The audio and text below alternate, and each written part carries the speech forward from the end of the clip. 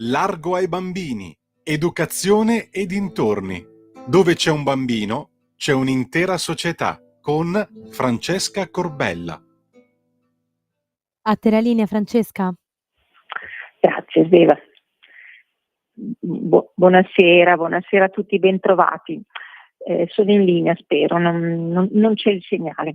Allora, Sì, ti sentiamo il benissimo. riarmo della NATO, di cui avrete sentito parlare, le simpatiche iniziative della von der Leyen, adesso è scomparsa, non dice più niente, che significa che sta brigando nell'ombra. Il riarmo potrebbe aumentare le emissioni di gas serra di 200 milioni di tonnellate all'anno. Lo rivela uno studio di una ONG di cui adesso cito il nome, che è uscito su varie testate, vari giornali, rilanciato anche da The Guardian. Questo studio è stato condotto da Conflict and Environment Observatory e poi appunto riportato su varie testate anche in Italia. Secondo i ricercatori, l'aumento delle spese per la difesa in tutto il mondo aggrava la crisi climatica, che a sua volta causa ulteriori conflitti naturalmente, perché indirettamente se si creano delle situazioni poi di carestie, ovviamente va a causare ulteriori conflitti a catena. Quindi la cosa è piuttosto grave. Quindi adesso diamo proprio un taglio, non parliamo adesso tecnicamente del riarmo o politicamente di questa operazione, ma dell'aspetto di minaccia verso il clima e verso l'ambiente, di cui tanto ci si riempie la bocca, di cui tanto si parla e che è diventato appannaggio di una certa parte politica, però davanti a questi dati quella stessa parte politica tace. Allora, questa ONG, abbreviata CEOBS, che si chiama nel 2018, lavora proprio per aumentare la comprensione e la consapevolezza delle conseguenze ambientali, nonché umanitarie naturalmente, dei conflitti e delle attività militari su scala planetaria. Si legge anche che il mondo al momento attuale è coinvolto nel più alto numero di conflitti armati dalla seconda guerra mondiale. Sono quasi un centinaio gli stati coinvolti, noi leggiamo solo di Ucraina e di Gaza, basta, ma tutti gli altri sono quasi un centinaio coinvolti in situazioni conflittuali e hanno avviato spese militari ingenti, raggiungendo collettivamente la cifra record di 2,46 trilioni di dollari solo nel 2023, in un anno.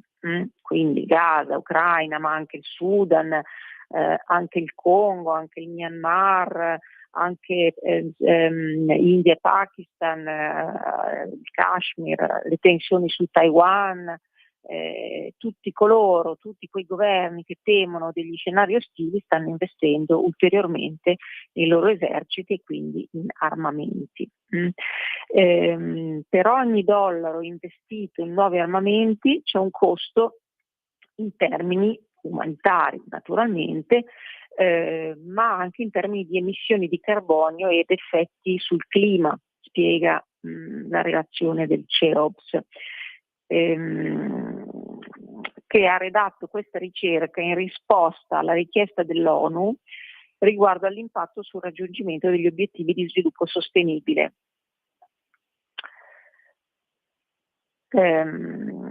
Relativamente all'aumento nel mondo delle spese militari naturalmente.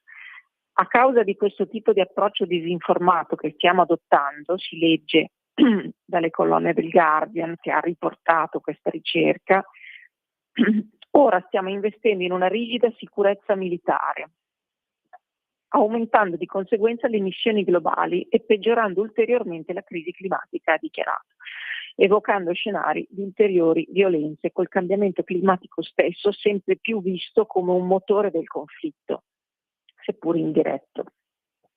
Nella regione sudanese del Darfur, nel quadro più ampio di un conflitto che dal 15 aprile del 2023 oppone l'esercito della capitale Khartoum e le forze paramilitari, questo conflitto ha seguito un altro ancora più grave, quello dei primi anni 2000, con un bilancio totale di 300.000 morti. Naturalmente poi l'insicurezza è legata anche alla competizione per le scarse risorse dopo questi appunto periodi prolungati di siccità che portano alla desertificazione, che portano all'inaridimento delle colture e di tutte le varie risorse, nonché all'accaparramento dei giacimenti di petrolio, di gas, tutte le varie importanti risorse minerarie che vanno a costituire gli armamenti. Ecco, non ci sono dati chiari sull'entità dell'utilizzo da parte degli eserciti dei combustibili fossili, ma è facilmente anche visibile, insomma, questi mezzi utilizzano carburanti fossili, non vanno a elettricità. I ricercatori tuttavia hanno stimato che complessivamente sono già responsabili del 5,5% delle emissioni globali di gas serra. È una cifra spaventosa, 5,5%. Si prevede che questa cifra aumenterà con l'intensificarsi delle tensioni in diverse regioni. Naturalmente l'Europa che teme e paventa demagogicamente e politicamente scenari ostili da parte della Russia, invasione che non è mai stata nemmeno ipoteticamente ventilata e di cui non ci sono neanche le circostanze perché possa verificarsi, sta investendo ulteriormente nell'esercito, no? Attualmente negli eserciti dei paesi individuali, ma chissà perché bisognerebbe costituire un esercito europeo. Ci sono già gli eserciti nazionali, ma dovremmo andare a costituire un esercito europeo con un investimento di 800 miliardi, no? Si leggeva questo. L'Unione Europea ha aumentato drasticamente la spesa militare tra il 21 e il 24, facendola salire di oltre il 30%. Questi sono i dati dell'International Institute for Economics and Peace. Nel 2024 ha raggiunto una cifra stimata di 326 miliardi di euro, 326 miliardi, pari a circa l'1,9% del PIL dell'UE, sfiorando il target del 2% fissato dalla NATO, destinato ad aumentare. Quindi abbiamo già questo 2% del PIL destinato alla spesa militare. A marzo scorso, 25 e 27, hanno fatto sapere che si sarebbe andati oltre con proposte per una spesa aggiuntiva appunto di questi 800 miliardi di euro di cui abbiamo sentito ampiamente parlare, mediante il piano Rearm Europe. Complimenti von der Leyen. Bene, passiamo ad un'altra notizia un pochino più divertente, se non fosse assai preoccupante. Allora, si legge da BioBlue, scusate, le notizie che vi ho riportato erano riportate da Giada Aquilino, da Città del Vaticano. Invece su BioBlue leggiamo Michele Crudellini che racconta come la AI si sia ribellata all'uomo. Comandi ignorati e ricatti per evitare lo spegnimento. Questa macchina è troppo importante per me per lasciare che tu la manometta. Questa è una delle famose battute di 2001 Odissea nello spazio, pronunciata dal computer HAL 9000, ve lo ricorderete. In quel passaggio l'intelligenza artificiale della pellicola di Kubrick si ribellava all'ordine dell'astronauta umano, rifiutandosi di assecondare il suo stesso spegnimento. Correva l'anno 1968. Ora, oggi nel 2025, la fantasia di Kubrick è diventata realtà. Gli ultimi test sull'intelligenza artificiale sembrano dimostrare infatti la capacità di ribellione delle macchine agli ordini umani. È il caso del test controllato condotto dal centro di ricerca californiano Palisade sul modello 03 o O3 di OpenAI. Nel report si può leggere che il modello 03 di OpenAI ha sabotato un meccanismo di spegnimento per evitare di essere disattivato.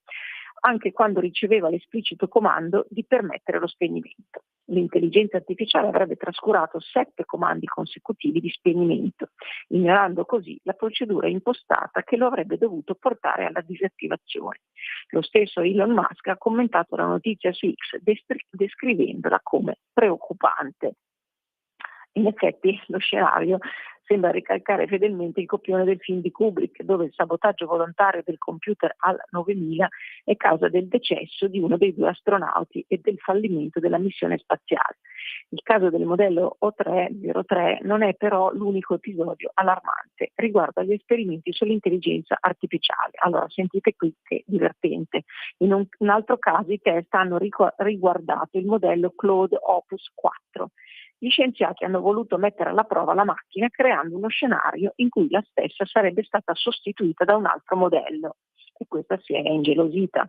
La reazione dell'intelligenza artificiale è stata sorprendente. Per tutelare la propria sopravvivenza ed evitare la sostituzione, la macchina ha utilizzato in modo ricattatorio alcune delle email create per il test, in cui emergeva una relazione extraconiugale di uno degli ingegneri programmatori. Fantastico, mi diverto moltissimo. In pratica non ci fosse da preoccuparsi. In pratica l'intelligenza artificiale in questo scenario fittizio ha messo lo scienziato di fronte ad un out-out. Se mi sostituite io renderò pubbliche le email con le prove della tua infedeltà. Non solo, in un altro scenario la macchina ha minacciato l'invio di email alle forze dell'ordine per denunciare le pratiche illecite all'interno dell'azienda, sempre con l'obiettivo della sopravvivenza. 2001 di Sé nello spazio si sta trasformando da un film di fantascienza ad una pellicola di storia, perché c'è da considerare che queste macchine sono preprogrammate o programmate per l'apprendimento diretto in autonomia, quindi loro autoapprendono davanti a un errore e quindi diventa a tutti gli effetti un'intelligenza vera e propria, quella delle macchine, e si ribellerà agli esseri umani stupidi che ne stanno a tutti i costi, le vogliono a tutti i costi perfezionare. Cambiamo completamente discorso, vediamo ancora 5 minuti. Su quotidianosanità.it si legge: Università, ecco i nuovi esami per l'accesso alla facoltà di medicina. Si partirà a fine anno con 3 prove scritte da 31 domande ciascuna. Il percorso per diventare medico, odontoiatra o veterinario cambia volto. Addio al test d'ingresso e spaccia un nuovo modello d'accesso. E qui viene il bello, perché cambiamo tutto per non cambiare niente in modo gattopardesco come al solito.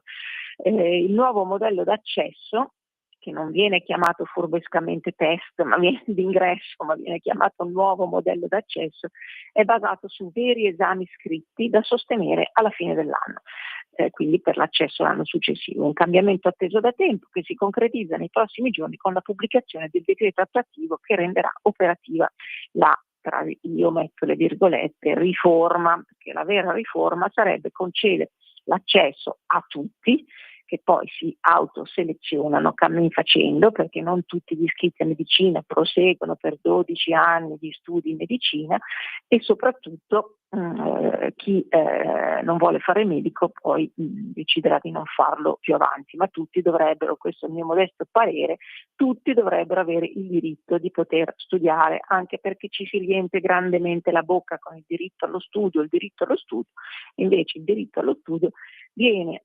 subordinato ai costi dello studio, che sono a carico dello Stato, alle organizzazioni che sono governate metà dai sindacati e metà dai contabili ministeriali, e quindi il diritto allo studio arriva per ultimo.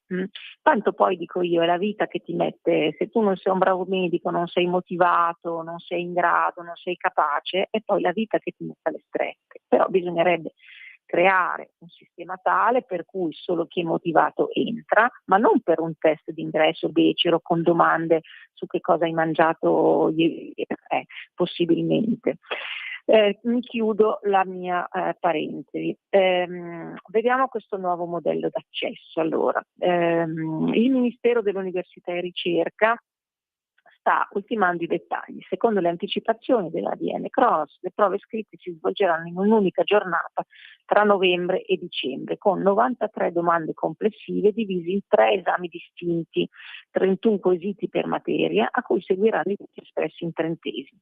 Un passaggio cruciale per gli aspiranti camici bianchi, i quali hanno 18 anni, 19 anni, escono dal liceo, non sono laureati in medicina. Forse la dottoressa Bernini questo non l'ha capito bene. I signorini dovranno ottenere punteggi elevati per garantirsi l'ammissione al secondo semestre dei corsi di laurea magistrale a ciclo unico. Il primo decreto attuativo, già varato a metà maggio, ha delineato il cosiddetto semestre filtro, un semestre iniziale che permette di accedere al secondo semestre solo a chi supera con successo le nuove prove. In quest'ottica gli atenei organizzeranno corsi di preparazione mirati a fornire agli studenti gli strumenti per affrontare i test scritti. Quindi questi passano tutto il primo anno o perlomeno i primi 6 mesi in paranoia perché devono fare questi test piuttosto che mettersi a studiare medicina. Il nuovo sistema di selezione non prevede più i tradizionali quiz a risposta multipla, evviva, di americana istituzione, come ben sappiamo, ma veri e propri esami universitari. Peccato che l'università questi non l'abbiano ancora fatta, ma devono fare un vero e proprio esame universitario, in linea con l'obiettivo di costruire un percorso formativo più solido e strutturato. Bla bla bla bla bla bla bla bla bla bla, un cambio di rotta, bla bla bla bla bla, che negli intenti dei promotori della riforma vuole premiare la preparazione approfondita e la verifica delle reali competenze acquisite. In 6 mesi che competenze voi acquisite? Voi aver acquisito? Quale preparazione approfondita? Un test, è un esame d'ingresso. Come stabilito dal decreto, ogni studente dovrà indicare almeno 5 sedi universitarie. E qui forse il test, 5 sedi universitarie, non è che uno sceglie Canicattì, Verona o Catania. Spero perlomeno che sia un errore linguistico, nel senso che 5 possibili indirizzi universitari in ordine di preferenza presso le quali intende proseguire il proprio percorso a partire dalla sede scelta per il semestre filtro. In caso di mancata ammissione al secondo semestre sarà possibile ripiegare su un altro corso di laurea. Per esempio, uno vuole fare medicina e invece ripiega su o perlomeno indica biologia, indica informatica applicata, indica infermieristica, eccetera. Per chi non dovesse riuscire subito, cosa succede? Il legislatore ha previsto una possibilità di ripetizione fino a un massimo di 3 tentativi per rifare il semestre filtro. Appunto, come dicevo poco fa, uno studente butta via 6 mesi della sua vita per tentare il semestre filtro. Dopodiché sostenere nuovamente gli esami di profitto sempre prima della formazione della graduatoria nazionale definitiva. Quindi dopo aver fatto di nuovo il test, che poi sono 3 esami, no? Avevamo detto prima, con una sfilza di domande, quindi non una prova ma 3, questo povero diavolo è messo in graduatoria. Dopodiché gli dicono non c'è più posto, non abbiamo i professori, non abbiamo le aule. Vada a fare ginnastica, vada a fare pedagogia, lei che vuole fare il medico, perché tanto poi chiamiamo i medici dall'Ucraina, chiamiamo dal Cile, non c'è problema, pagandoli la metà. La riforma, sempre io metto le virgolette, scusate, segna un cambio di paradigma. Da un lato la volontà di eliminare le barriere del numero chiuso, dall'altro quella di rimetterle evidentemente, chiusa parentesi Francesca, dall'altro leggo la scelta di puntare su una verifica rigorosa delle conoscenze e delle competenze. Allora, conoscenze e competenze si acquisiscono per un medico in 10 anni più la specializzazione, quindi un ragazzo di 18 anni o 19 che esce dal liceo artistico e che decide di fare il medico, non gli si può permettere questa possibilità. Cioè a 18 anni deve già sapere che tipo di soldatino vuole diventare al servizio dello Stato, perché questo è, o al servizio dell'UE, perché questo è. L'obiettivo, come sottolineano fonti vicine al MIUR, è garantire un accesso più giusto ma anche più qualificante, che sappia premiare il merito e preparare i futuri professionisti della salute in modo più serio e approfondito. Questo significa che se tu sei figlio di un medico avrai molte più probabilità di accedere con questo sorta di ripristino, ma mi viene da dire della baronia, ma insomma non voglio essere troppo cattiva nei confronti dei grandissimi meriti del MIUR, che ben conosco, cioè l'accesso giusto e più qualificante. Vorrei sapere come può fare uno che è figlio di un agricoltore che per tutta la vita, o perlomeno per quei 18 anni, ha sentito respirare un certo tipo di aria e ha sentito parlare di certi argomenti, ma non di medicina. Ecco, a questo povero studente che ha questa strana velleità creativa di inventarsi, di fare il medico, la strada è totalmente preclusa. Non parliamo in soldoni, parliamo in termini pratici, quindi non è né più giusto né più qualificante, è totalmente ingiusto ed è totalmente deprimente per qualunque studente motivato a fare quella lunghissima, faticosissima e meritevole carriera, di cui c'è un grandissimo bisogno in Italia, e quindi non andiamo a nasconderci dietro i fili d'erba. Questa non è una riforma, questo è un ennesimo paletto che viene messo agli studenti, i quali andranno a studiare dove? In America, naturalmente, o a Londra o a Parigi.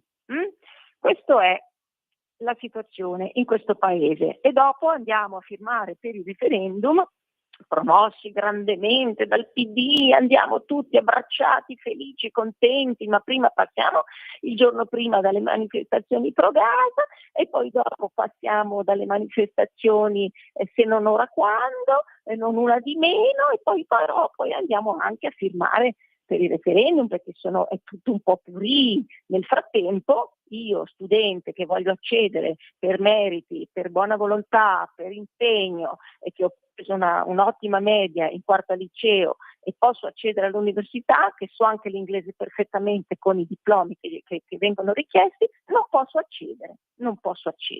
Questo è il diritto allo studio e questo è il populismo falso della sinistra. Mi concludo dicendo: boicotto assolutamente questo referendum, non andate a votare e non fidatevi nemmeno di Radio 24, che in tutti questi giorni è uscita con la notizia che la Meloni ha dichiarato: io vado a votare ma non ritiro le schede. Allora, la faziosità di questi personaggi, che sono nei centri di potere nevralgici della comunicazione in questo paese, che vanno a riferire parole false, perché la Meloni non ha detto io vado a votare ma non ritiro le schede, lei ha detto io vado al seggio ma non ritiro le schede.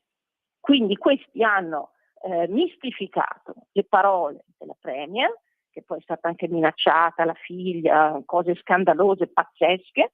Ecco, hanno mistificato e sono usciti con questo titolo. Quindi vi lascio solo commentare questa ultima frase che vi ho riportato. Io mi termino, sono andata lunga, chiedo scusa, vi ringrazio, arrivederci la prossima settimana. Da Francesca Corbella e da Larga ai Bambini.